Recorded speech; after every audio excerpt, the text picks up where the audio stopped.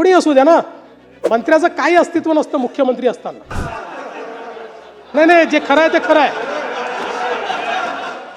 तुम्ही वेगळ्या पद्धतीने आनंदित होताय, पण मी सत्य तुम्हाला सांगतो की जेव्हा एखाद्या कॅबिनेटमध्ये मुख्यमंत्री असतात त्यावेळेस मुख्यमंत्रीच सर्वेसर्वा असतात, इतर कोणी नसतो.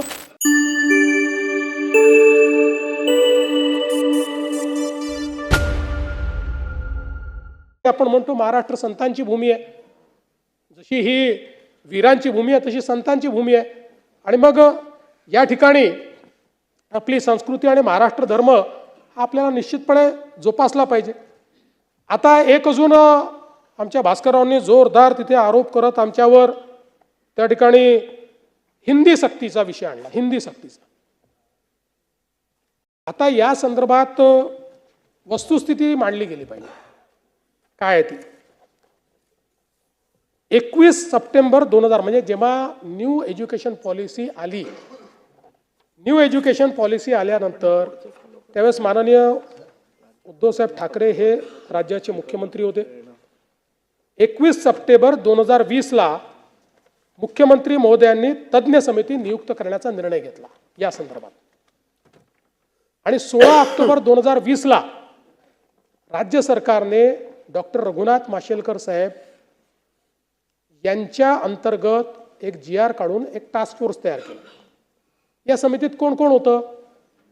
तर विद्यापीठ अनुदान आयोगाचे माजी अध्यक्ष सुखदेव थोरात साहेब होते, कुलगुरू पेडणेकर होते, SNDTच्या कुलगुरू शशिकला वंजारी होत्या, डॉक्टर बाबासाहेब आंबेडकर मराठवाडा विद्यापीठाचे कुलगुरू प्रमोद येवले होते, माजी कुलगुरू डॉक्टर राजन वेळुकर होते, माजी कुलगुरू डॉक्टर विलास सपकाळ होते, प्रोफेसर GD यादव होते, माजी आपले DY पाटीलचे कुलपती विजय पाटील होते, श्री नितीन पुजार होते, डॉक्टर अभय वाघ होते, निरंजन हिरानंदानी होते, भारत आहुजा होते, देवीदास गोल्हार होते, सिनेट सदस्य मिलिंद साटम होते, शिक्षण तज्ज्ञ अजित जोशी होते. आणि हे नाव मी मुद्दाम सांगतो की हे महत्त्वाचं नाव आहे. शिवविद्या प्रबोधिनीचे संस्थापक विश्वस्त विजय कदम, जे म्हणजे आपल्या उद्धव ठाकरे साहेबांच्या सेनेचे उपनेते देखील आहेत, तेही या कमिटीमध्ये होते. आणि उच्च शिक्षण संचालक धनराज माने असे लोक या कमिटीमध्ये होते. अशी 18 लोकांची कमिटी होती. म्हणजे आता कमिटीमध्ये काही आपण त्यांची आडनावं पाहण्याचं कारण नाही, तरी 16 लोक त्यातले मराठी होते या कमिटीमध्ये. आणि मग 14 सप्टेंबर 2021 रोजी या समितीने माननीय मुख्यमंत्री उद्धवसाहेब ठाकरे यांना 101 पानाचा अहवाल सादर केला. त्याचे फोटो माझ्याजवळ आहेत. त्याचं ट्विट देखील महाराष्ट्र सरकारने केलेलं आहे. अहवाल स्वीकारतानाचा फोटो त्याच्यामध्ये आहे. आणि मग त्यानंतर त्याच्यावर माननीय उद्धवजींनी निर्देश दिले की समितीने सादरीकरण केले आणि शिफारसी सूचनांची त्वरित अंमलबजावणी करण्याची कारवाई राज्य सरकारच्या वतीनं करण्यात येईल असे त्या ठिकाणी सांगितलं. आणि तो फोटो आहे. त्या फोटोमध्ये अनेक लोक आहेत, म्हणजे संजय राऊत साहेब देखील दिसत आहेत. 15 सप्टेंबर 2021ला या ठिकाणी त्याची बातमी वगैरे जाऊ द्या त्याच्यात.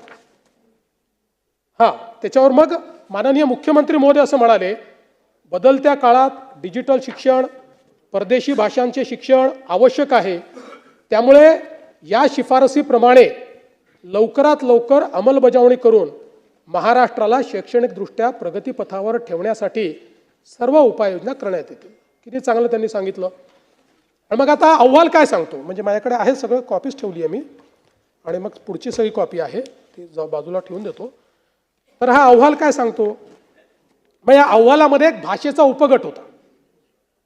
बरं, या उपगटामध्येही म्हणजे ज्यांना त्रिभाषा सूत्र वगैरे सगळं ठरवायचं होतं, या उपगटामध्ये कोण होतं? शिवविद्या प्रबोधिनीचे संस्थापक विश्वस्त आणि बाळासाहेब ठाकरे IAS अकॅडमीचे श्री विजय कदम, जे अर्थातच शिवसेना उद्धव ठाकरे गटाचे उपनेते आहेत. आता शिफारस काय आहे? मुद्दा क्रमांक 8.1 इंग्रजी आणि हिंदी भाषा ही दुसरी भाषा म्हणून पहिल्या वर्गापासून लागू करण्यात यावी. पहिली पूर्ण ऐका, अजून पूर्ण ऐकून घ्या. पूर्ण ऐकून मग बघा मला पूर्ण.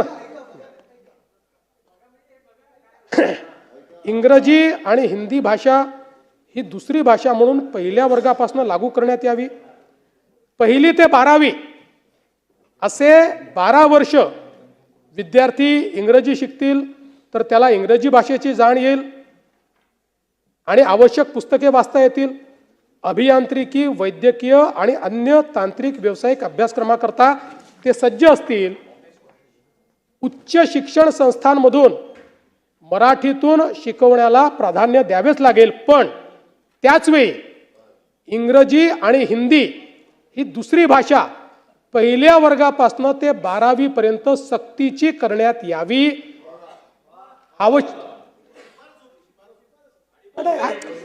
पूर्ण एक एक आणि मी आहे ना बाबा, थांबा नाही. कृपया सगळे शांत ठेवा. ते डिस्टर्ब होणं साहजिक आहे. तुम्ही कशाला डिस्टर्ब होताय? नाही आपले हां नाही तर त्यावेळी मग पुन्हा सांगतो, इंग्रजी व हिंदी ही दुसरी भाषा पहिल्या वर्गापासून 12वी पर्यंत सक्तीची करण्यात यावी. आवश्यकता भासत असेल तर महाविद्यालयीन शिक्षणाच्या 3 किंवा 4 वर्षाच्या पदवी अभ्यासक्रमामध्येही इंग्रजी आणि हिंदी सक्तीची करावी. आता अहवाल स्वीकारला की नाही स्वीकारला हा प्रश्न आहे की नाही? आता अहवाल होता, बरोबर आहे.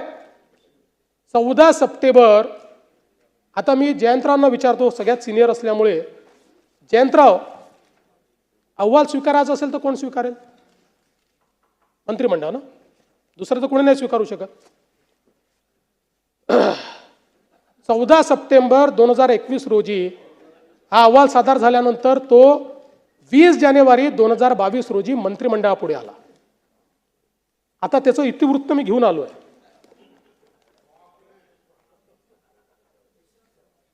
आणि नाही असं नाही. विषय क्रमांक 5 विषय क्रमांक 5 डॉक्टर माशेलकर समितीचा अहवाल अवलोकनार्थ सादर. सदर धोरणाची अंमलबजावणी करण्यासाठी कार्यगट स्थापन. समितीच्या शिफारसीनुसार प्रस्तावित कारवाईस मान्यता. सही कोणाची आहे? ही घेऊन आलो सही.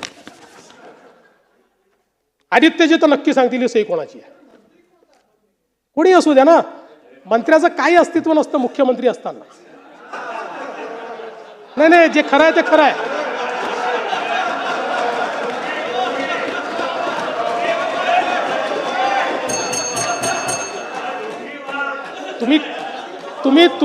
तुम्ही वेगळ्या पद्धतीने आनंदित होताय, पण मी सत्य तुम्हाला सांगतो की जेव्हा एखाद्या कॅबिनेटमध्ये मुख्यमंत्री असतात त्यावेळेस मुख्यमंत्रीच सर्वेसर्वा असतात, इतर कोणी नसतो.